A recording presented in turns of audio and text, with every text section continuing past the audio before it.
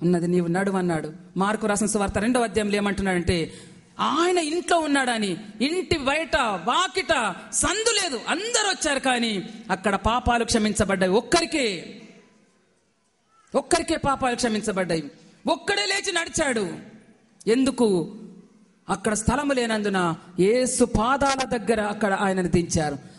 ఎంత సమీపంగా ఉంటే అంతగా నీవు ఆశీర్వదింపబడతావండి. ఎన్నిసార్లు నీవు దేవుని సన్నిధిలో కనబడితే అన్నిసార్లు దేవుని జీవన గ్రంథంలో నీ పేరు లిఖింపబడుతుంది.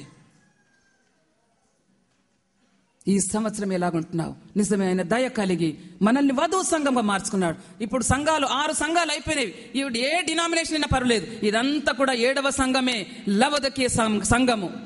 నీవే డినామినేషన్ కా, నీవు ఇండిపెండెంట్ చర్చేక, డినామినేషన్ చర్చ్ అనక, అందరు కూడా 7వ సంఘమే. కాబట్టి నీవు దౌర్భాగ్యుడు, నీవు దిక్కుమాలిన వాడవు, నీవు దిగంబరుడవని అనిపించుకుంటున్నావా? లేదా నీవు నా బిడ్డవని, నా వధువు సంఘమని కదా పరమగీతంలో అంటాడు, నా పావురము ఒక్కతే నిష్కళంకురాలు ముద్దు బిడ్డ, అది మనకు కావాలి. కాబట్టి అలాంటి సంఘంగా పురుషులే కానీ స్త్రీలే కానీ అలాంటి బిడ్డలుగా ఉంటేనే, సంఘంలో ఉంటే తప్ప దేవుడు సంఘాన్ని తీసుకొని వెళ్ళడానికని, ఆయన భార్యగా తీసుకొని వెళ్ళడానికని. చూడండి, నీ దయనందిన స్త్రీల్లో రాజుల కుమార్తెలు కాదు, ఇప్పుడు ఎవరున్నామో మనము రాణి పట్టపు మహిషిగా మనం అవుతున్నాము. ఒకే పురుషుడు, ఆయన క్రీస్తు, సంఘము ఆయన భార్య. కాబట్టి దాంట్లో ఉండడానికి మనమందరం సిద్ధపడదాం. దేవుడి వాక్యాన్ని దీవించును గాక. నాకు ఇచ్చిన తరుణాన్ని కొరకు, నాకు ఇచ్చిన సమయాన్ని కొరకు మరి ఒకసారి మరయ్య గారికి, మీరందరికి కూడా నేను వందనా చెల్లిస్తున్నాను. వైర్ వారికి కూడా వందనా చెల్లిస్తున్నాను. వచ్చిన అమ్మగారులకు, సంఘానికి అంత వందనా చెల్లిస్తున్నాను. అందరం కళ్ళు మూసుకుందాం. ఇంకా ఎవరైనా కానీ రక్షణ లేకుండా ఉంటే, ఇంకా ఎవరైనా కానీ మరి ప్రభువుకు దూరంగా ఉంటే, రక్షణ తీసుకొని పడిపోయిన వారు ఉంటే, ఇప్పుడే సమయము. ప్రతి ఒక్కరు దేవుని సన్నిధికి రండి, పాపాలు ఒప్పుకొనండి. దేవుని దయ నాకు కావాలి, నీ దయ పొందిన వారిలో నేనుండాలి ప్రభా. దయాప్రాప్తురాలా, నీకు శుభమని మరియమ్మతో చెప్పిన దేవుడు ఇప్పుడు నీతో చెప్పుచున్నాడు. ఎలిజబెత్ కూడా అసూయ లేదు. ఎలిజబెత్ నేను వృద్ధురాలినని ఆమె అనలేదు. స్త్రీలలో నీవు ఆశీర్వదింపబడిన దానవు. హల్లెలూయా. స్త్రీలలో నీవు ఆశీర్వదింపబడిన దానవని ప్రతి ఒక్కరు కూడా నిన్ను నన్ను అనాలి. ఒక్కరిని కాదు, ప్రతి స్త్రీని, ప్రతి కుటుంబం కూడా ఆయన సన్నిధిలో ఉన్నతమైన స్థానంలో ఉండాలి. ప్రతి స్త్రీ, ప్రతి పురుషుడు ఉన్నత స్థానంలో, ప్రతి సంఘం కూడా వధువు సంఘంగా ఉండాలని మనం ప్రార్థించుకుందాము. నీ దయ నాకు కావాలి, నీ కరుణ నాకు కావాలి, నీ ప్రేమ నాకు కావాలి, నీ కృప నాకు కావాలని ప్రతి ఒక్కరము ఆయనను అడుక్కుందాము. దేవునికి స్తోత్రంలో. పరిశుద్ధుడా, మహోన్నతుడా, మహాగణుడా, సత్యస్వరూపమైన దేవా, మీకే స్తోత్రములు నాయన. ఇదిగో నాయన, మీరు నన్ను నిలబెట్టుకున్నారు, మీ శిలువ చాటున నన్ను మరుగుపరుచుకున్నారు తండ్రి.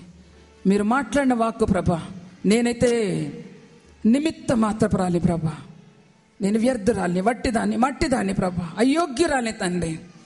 మీ వాక్కు నా నోట్లో పెట్టి మీరు మాట్లాడిన రీతికి మీకే స్తోత్రములు నాయన.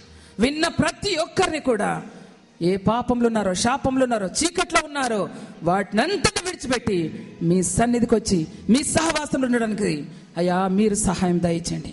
మీరు దేవాతి దేవుడు అయ్యిండి కూడా ఆయనతో, తండ్రితో సహవాసం చేసి ఈయన యందు నేను ఆనందిస్తున్నానన్నారు. అలా ఆనందపరిచే బిడ్డలుగా, మిమ్మల్ని ఆనందపరిచే బిడ్డలుగా మా సంఘాలను చేయండి దేవా. మీకే స్తోత్రం నాయన. ఈ వాక్యం ద్వారా ఒక ఆత్మ రక్షింపబడాలి ప్రభా, ఒక ఆత్మ రక్షింపబడాలి ప్రభా. ఒక ఆత్మ ద్వారా ఎంతో మంది ఆత్మలు రక్షింపబడాలి. తెలంగాణ అంతా కూడా మార్చండి, ఆంధ్ర అంతా కూడా మార్చండి, గణపల్ని కొట్టివేయండి. పరిశుద్ధుడా మీకే స్తోత్రం. మాకు స్వాతంత్రం ఇచ్చారు, కానీ మేము ఇంకా ఈ సాతాను బానిసత్వంలో ఉన్నాం ప్రభా. ఈ సాతాను కట్ల నుంచి, బంధకం నుంచి విడిపించి మమ్మలను ఫ్రీ బర్డ్స్ గా చేయండి ప్రభా. మాకు మీ సన్నిధి మాకు కావాలి తండ్రి.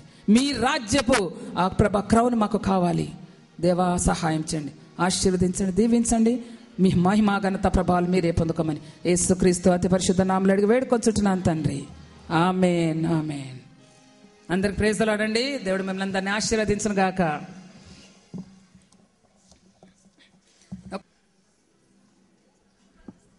చాలా మరి ఆత్మీయ ఆహారంను ఇంతవరకు మనము మరి తన సేవకురాలైన, దేవుని సేవకురాలైన మరి జయశీల అమ్మగారితో ఇంతవరకు మనము మరి నేను అనుకున్న ఈ అంశం పెట్టిన వెంటనే అసలు దీని సారాంశం